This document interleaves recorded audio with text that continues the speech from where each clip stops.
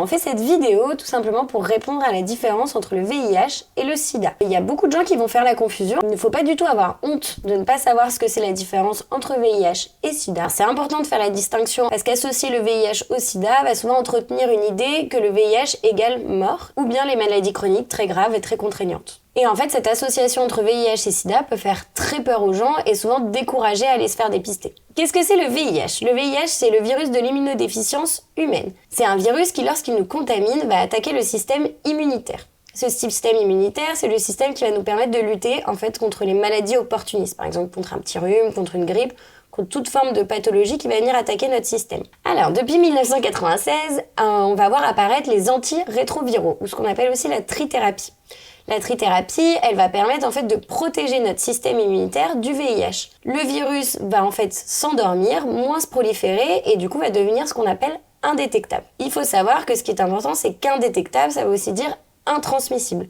Que du coup, chaque personne qui est sous traitement ne peut pas transmettre le virus à son partenaire ou à une autre personne, par exemple par l'intermédiaire du sang ou par le lait maternel à son enfant. Si on ne prend pas d'antirétroviraux, le virus va continuer à se démultiplier.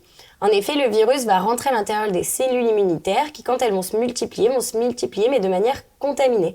Ce qui fait qu'au bout d'un moment, les cellules immunitaires ne seront plus en capacité de lutter contre ces maladies opportunistes, ce qui, au bout de quelques années, va faire qu'on va arriver au stade SIDA de la maladie. Le SIDA, c'est le syndrome de l'immunodéficience acquise.